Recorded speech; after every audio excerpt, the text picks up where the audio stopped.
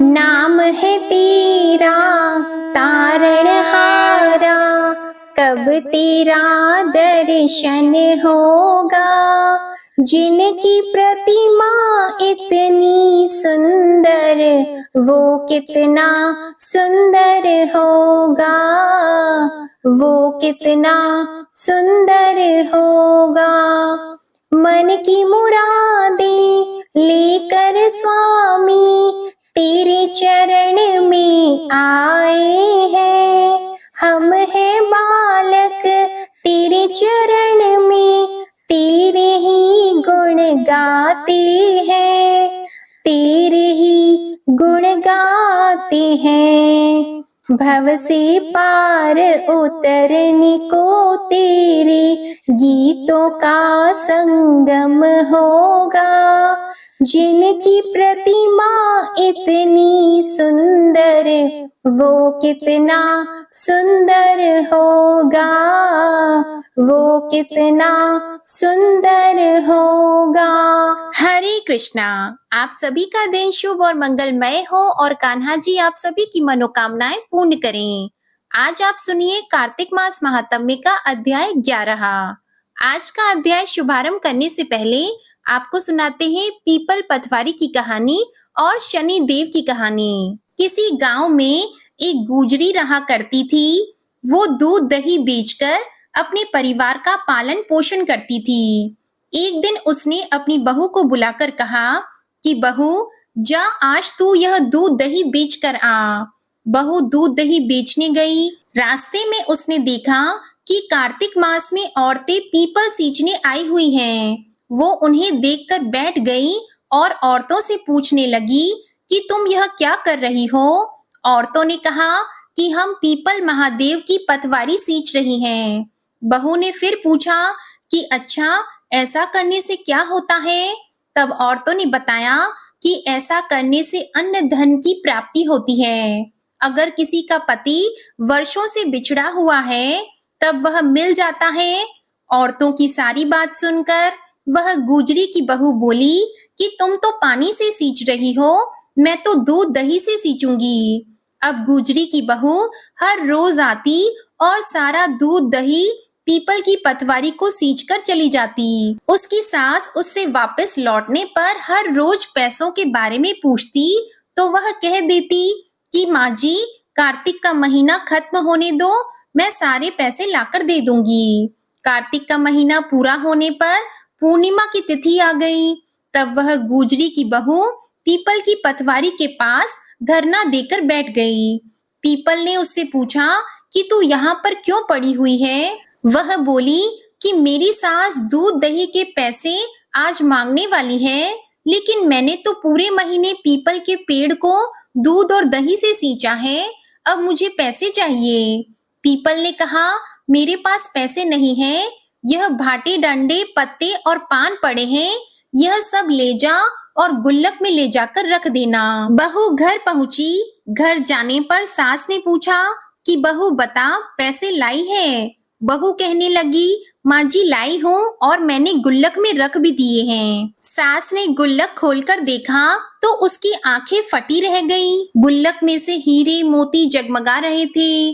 सारे सूखे पत्ते धन में बदल गए थे, जिन्हें देखकर सास कहने लगी, अरे बहू, इतना धन कहाँ से लाई है। वह सीधी सादी थी। उसने अपनी सास को सारी बातें सच सच बता दी कि उसने तो दूध दही से पीपल की पतवारी सींच दी थी और पैसे मांगने पर पीपल ने पत्ते डंडे और भाटे दे दिए थे और वह गुल्लक में रखने से हीरे मोती बन गए। अब बहू की बात सुनकर सास बोली कि बहू, तब तो मैं भी पीपल की पतवारी सींचने जाऊंगी। अब सास दूध दही तो बेच आती और दूध दही की हांडी धोकर पीपल की पतवारी में रख आती थी। घर आकर वह अपनी बहू से कहती कि बहू चल, तू मुझसे पैसे मांग। बहू कहती कि माँ जी, बहू भी सास से कभी पैसे मांगती है क्या। फिर सास के बार बार कहने पर आखिरकार बहू ने सास को पैसे लाने के लिए कहा तो वह एक दिन पीपल के पास धरना देकर बैठ गई। पीपल ने सास को भाटे पत्ते डंडे और पान दे दिए और सास ने घर आकर गुल्लक में वो सब ले जाकर रख दिए। सास के कहने पर बहू ने गुल्लक फोड़ी तो देखा कि उसमें तो कीड़े मकोड़े चल रहे थे। बहू ने सास से पूछा कि माँ जी यह सब क्या है? सास कीड़ों को देखकर बोली कि पीपल पतवारी ने तुझे धन दिया, लेकिन मुझे कीड़े क्यों दिए? इस पर सभी औरतें बोली कि तुम्हारी बहू ने सब कुछ सच्चे मन से किया था, लेकिन तुमने धन के लालच में आकर यह सब किया।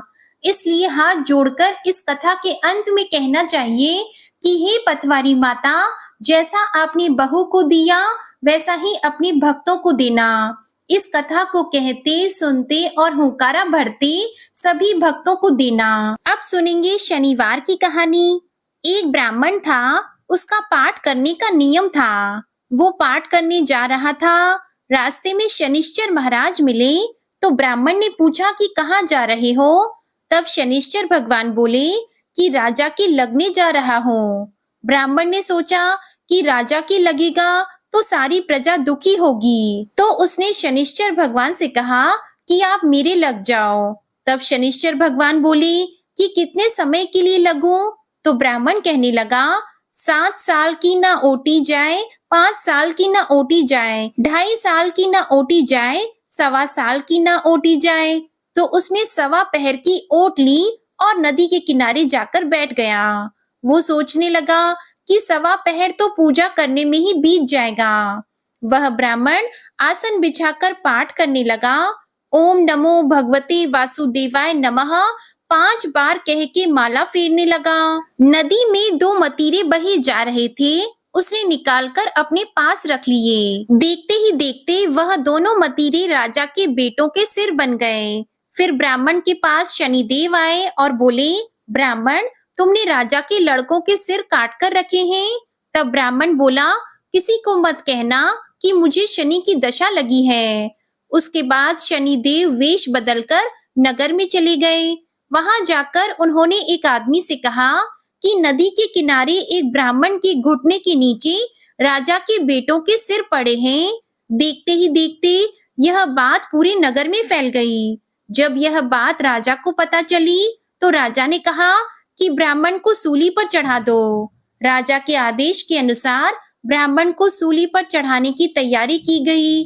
पहले उन्होंने सोने की सूली गड़वाई। जैसे ही वह ब्राह्मण को सूली पर चढ़ाने लगे, वह टूट गई। इस तरह उन्होंने चांदी की, फिर तांबे की और फिर लोहे की भी गड़वाई, लेकिन वह सब भी टूट गई। वह जिस भी धातु की सूली गड़वा रहे थे, वह टूटती जा रही थी। इतनी देर में 1.25 पहर पूरा हो गया। राजा के बेटे खेलते खेलते घर आ गए। तब रानी बोली, महाराज, ब्राह्मण को तो सूली पर चढ़ा दिया होगा, आप जाकर देखिए, नहीं तो हमें ब्रह्म हत्या का पाप लग जाएगा।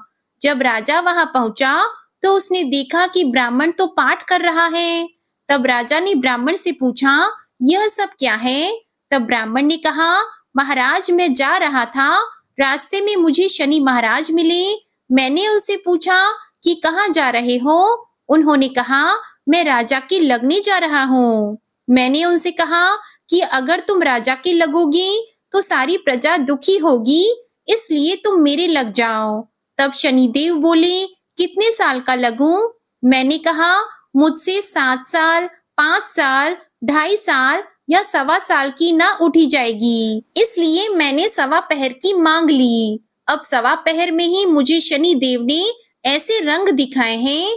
तब राजा कहने लगा, शनि की दशा कैसे उतरती है? तब ब्राह्मण बोला, राजा, सोने चांदी का दान, तांबे का दान, लोहे का दान और पीतल का दान करने से शनि की दशा से राहत मिलती है। तब राजा ने हैरान होकर ब्राह्मण से पूछा, राजे, महाराजे और साहूकार तो सोने चांदी के दान कर देंगे, परंतु गरीब कैसे करेगा? तब ब्राह्मण ने कहा, तेल की पली और गुड़ की डली डकैत को देने से शनि की दशा से मुक्ति मिलती है। 7 बार पीपल में जल चढ़ा दो और कहो कि शनिदेव का सोटा कभी न आवे टोटा, शनि की घड़ी ले 70 बला टली। 7 बार पीपल में जल चढ़ा दो तो सारी बला टल जाएगी। ब्राह्मण की बातें सुनकर राजा ब्राह्मण का धन्यवाद करके वहां से चला गया। फिर तो राजा ने नियमित रूप से हर शनिवार तेल, गुड़ और सामर्थ्य के अनुसार दान आदि करना शुरू कर दिया। बोलिए शनिश्चर महाराज की जय। आइए अब सुनिए आज का महात्म्य। इससे पहले की वीडियो में आपने सुना था कि किस प्रकार एक राक्षसी को तुलसी मिश्रित जल स्पर्श करने से प्रेत योनि से मुक्ति मिल गई थी। तब राजा पृथु ने हाथ जोड़कर देवर्षि नारद से कहा कि हे महाराज, अब भगवान की पूजा का महात्म्य भी सुनाने की कृपा कीजिए। देवर्षि नारद ने तो राजा पृथु के सभी प्रश्नों का उत्तर दिया ही था। जब राजा पृथु ने इस प्रकार निवेदन किया, तब देवर्षि नारद वीणा बजाते हुए नारायण नारायण कहकर कहने लगे कि हे राजा पृथु, जो मनोविनोद अर्थात हंसी में भी भगवान का भजन कर लेता है, उसको भी परम पद की प्राप्ति होती है, और जो श्रद्धा युक्त होकर भजन करता है, उसके महात्म्य का तो कभी वर्णन ही नहीं किया जा सकता। इस संबंध में हे राजा पृथु, मैं एक अति प्राचीन इतिहास तुम्हें सुनाता हूँ, ध्यान पूर्वक सुनो। देवर्षि नारद कहने लगे, कलिंद पर्वत पर दीर्घपुर नामक नगर में सुबाहु नाम का एक अत्यंत धर्मात्मा राजा राज्य करता था। वह प्रजा का पुत्र के समान पालन करता था और उसकी प्रजा भी उससे बहुत प्रेम करती थी। उसके धूम्रकेश नाम का एक पुत्र था, जो अत्यंत दुराचारी, पर स्त्रीगामी, चोर और जुआरी था। पुत्र के दुराचरणों को देखकर राजा सुबाहु ने उसे समझाने का अनेक बार प्रयास किया। उसे अनेकों बार प्रताड़नाएं भी दी, लेकिन वह किसी प्रकार नहीं माना। एक दिन खेलते हुए उसकी गेंद छोटी रानी के महल में जा गिरी। जब वह गेंद लेने के लिए महल में गया, तो उसकी विमाता छोटी रानी उस पर मोहित हो गई और उन दोनों ने कामांध होकर भोग विलास किया। जब राजा को इस बात का पता चला, तो राजा ने धूम्रकेश को प्राण दंड तो नहीं दिया, परंतु उसे अपने राज्य से बाहर निकाल दिया। अब राजकुमार वन में रहकर हर दिन मांस मदिरा खाता पीता और रात को वेश्याओं के यहाँ निवास करता। चोरी आदि करके जो भी धन उससे मिलता, वह सब वेश्या को दे दिया करता। इस प्रकार अनेकों वर्ष बीत गए। एक समय वह भटकते भटकते वृंदावन में पहुंच गया। वृंदावन में धूम्रकेश ने सत्यव्रत नामक एक परम विष्णु भक्त को देखा, जो अपना घर बार छोड़कर कार्तिक मास में वृंदावन में ही रहकर भगवान का पूजन करता और केवल कंद मूल और फल खाया करता था। वह भक्त प्रतिदिन भगवान से प्रार्थना किया करता कि हे भगवान, इस दुख रूपी संसार में डूब रहे मुझ दीन की आप रक्षा कीजिए। मैं राधा जी सहित आपको बारंबार नमस्कार करता हूँ। प्रेम मग्न होकर वह भक्त कभी कभी रोने, कभी गाने तो कभी नाचने लगता था। धूम्रकेश ने उस भक्त की जब ये क्रियाएं देखी, तो रात को वेश्या के घर आकर मिट्टी की एक मूर्ति बनाकर वैसे ही सब काम उसने भी किए, जैसा वह विष्णु भक्त किया करता था। अंत में स्तुति आदि करके वह वेश्या के घर में ही सो गया। देव योग से राजा के दूत भी उसी समय वहां आ गए और उनके हाथ से धूम्रकेश मारा गया। अब जब वह मारा गया, तो यमदूत उसे महापापी समझकर मारते हुए पकड़कर यमराज के पास ले गए। धूम्रकेश को देखते ही यमराज अपने सिंहासन से खड़े हो गए और पाद्य अर्घ आदि देकर उसका सत्कार किया। फिर अपने दूतों को फटकारते हुए कहा कि तुम्हें धिक्कार है। जब हमने यह आज्ञा दी हुई है कि विष्णु भक्तों को यहाँ पर मत लाओ, फिर तुम सब यहाँ धूम्रकेश को क्यों लेकर आए? उसने तो कार्तिक मास का व्रत वृंदावन धाम में चाहे हास्य विनोद में ही किया हो, फिर भी वह वैकुंठ लोक में जाने का अधिकारी है। वैकुंठ लोक में भेजने से पहले यमराज ने धूम्रकेश को अपने निकट बिठाकर कहा कि भगवान की भक्ति 9 प्रकार की है। उनकी कथा सुनने से राजा परीक्षित, कीर्तन से सुखदेव, स्मरण से प्रहलाद, चरणों की सेवा से लक्ष्मी जी, पूजा से पृथु, वंदना से अक्रूर, दास्य भाव से अर्जुन और आत्मनिवेदन से राजा बलि, यह सब जिस प्रकार परम पद को प्राप्त हुए हैं, उसी प्रकार चाहे हास्य से ही सही तुमने भगवान की पूजा की, मगर फिर भी तुम स्वर्ग के अधिकारी हो। यद्यपि अपने जीवन में किए गए पापों और दुष्कर्म के कारण तुम घोर नरक के अधिकारी थे, परंतु क्योंकि तुमने कार्तिक मास में भगवान की पूजा की है, अब तो निश्चय ही तुम्हें वैकुंठ लोक प्राप्त होगा। कार्तिक मास में की गई भगवान की पूजा कभी भी निरर्थक नहीं जाती।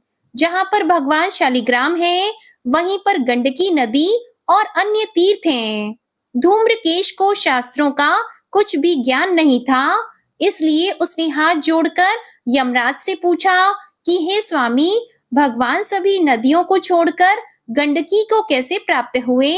कृपया करके मुझे भी बतलाइए। तब यमराज कहने लगे, किसी समय वेदशिरा नामक ऋषि सब लोगों के हित की कामना से गंगा जी के तट पर तपस्या कर रहे थे। उनके इस घोर तप से भयभीत होकर देवराज इंद्र ने ऋषि की तपस्या भंग करने के लिए मंजू घोषा नाम की अप्सरा को भेजा। मंजू घोषा उस रमणीय स्थान में क्रीड़ा करती हुई अपने रूप और यौवन का प्रदर्शन करके हाव भाव दिखाने लगी। फिर उसी स्थिति में उसने मुनि के चरणों का स्पर्श किया तो उनके रोमांच खड़े हो गए। तत्पश्चात मुनि को अपने वशीभूत जानकर मंजू घोषा ने अपनी दोनों भुजाएं उनके गले में डाल दी।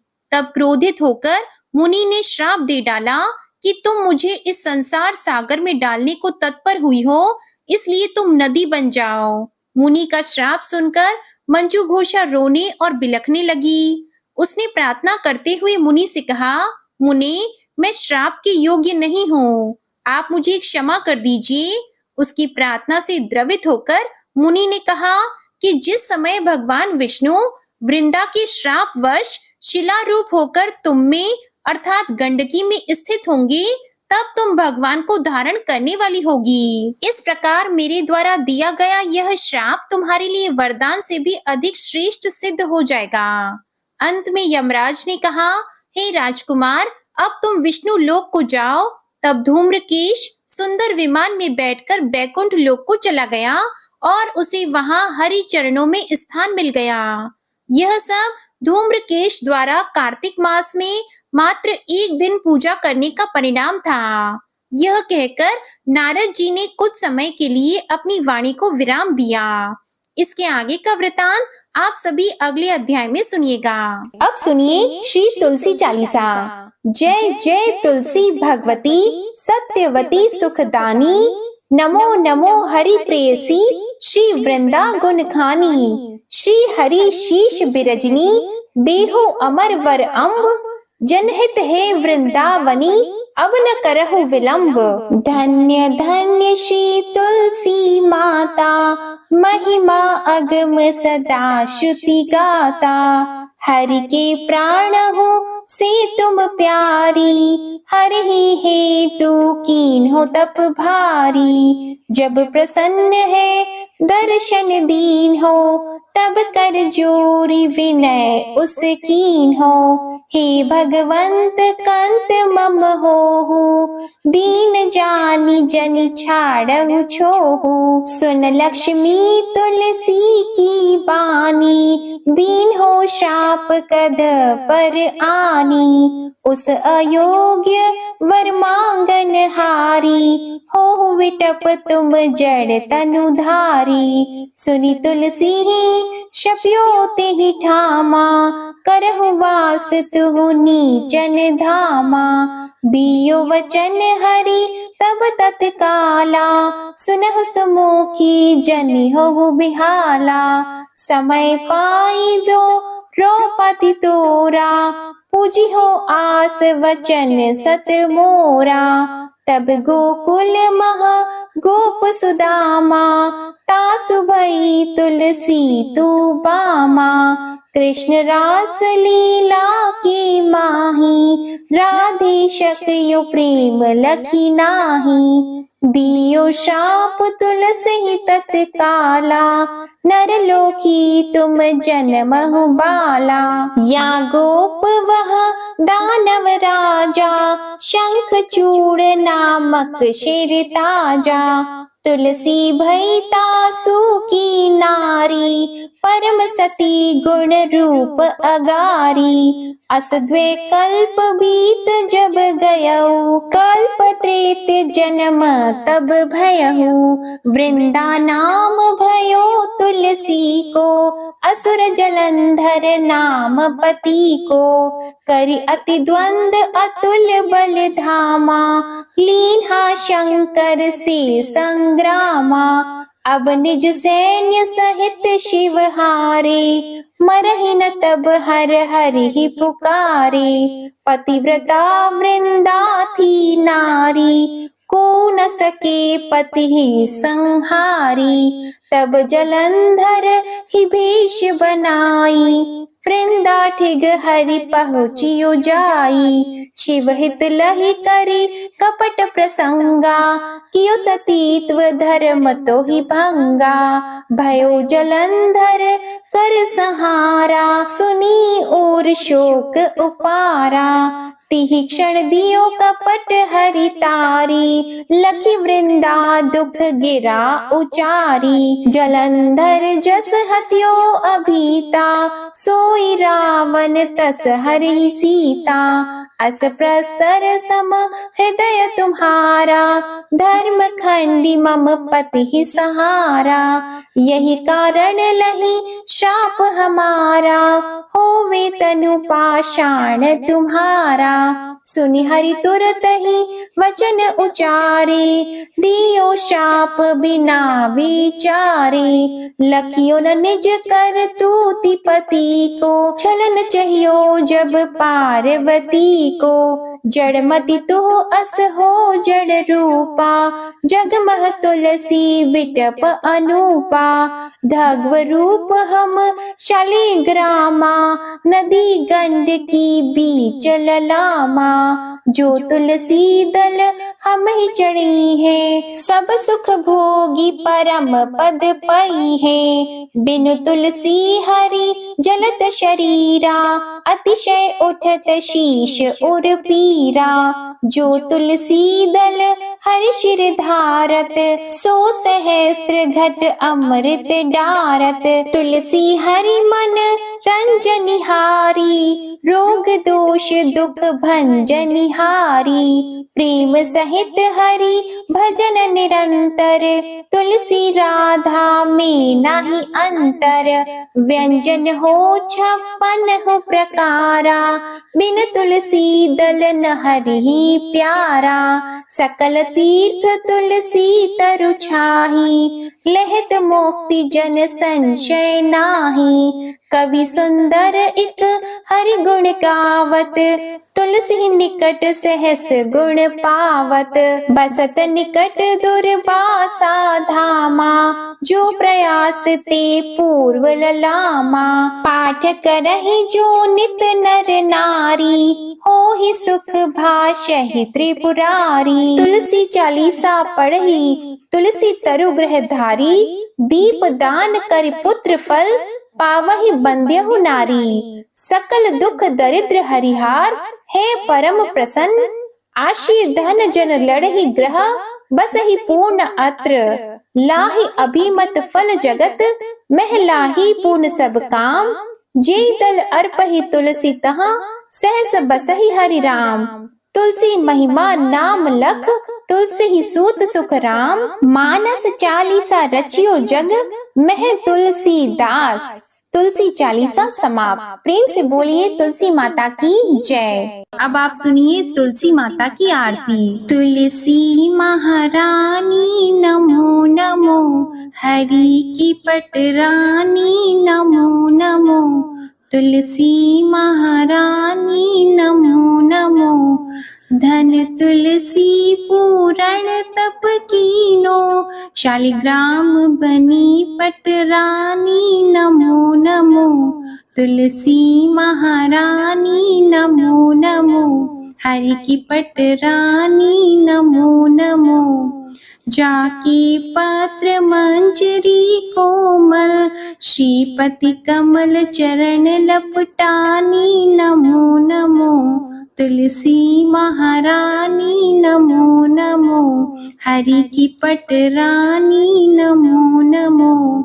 कौन से महीने बोई रानी तुलसा, कौन से महीने हुई हरियाली नमो नमो। कौन से महीने हुई तेरी पूजा, कौन से महीने हुई पटरानी नमो नमो।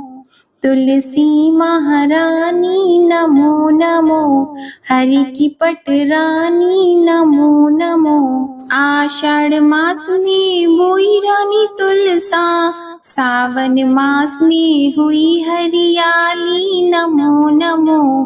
तुलसी महारानी नमो नमो।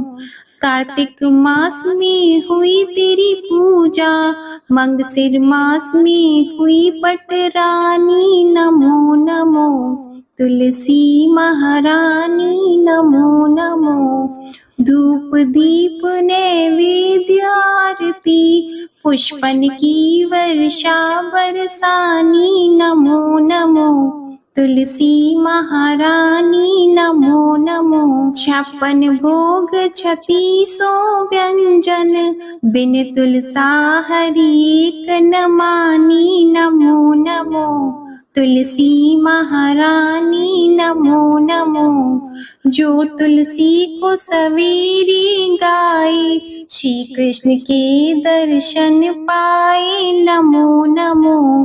तुलसी महारानी नमो नमो। जो तुलसी को दोपहर में गाए, खीर खांड का भोग लगाए नमो नमो।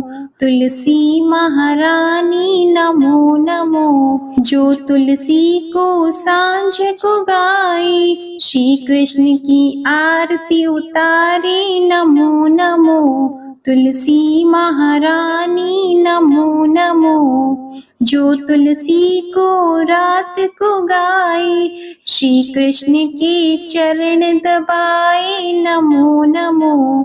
तुलसी महारानी नमो नमो। सभी सखी मैया तिरो यश गावे, भक्ति दान दीजिए महारानी नमो नमो। तुलसी महारानी नमो नमो।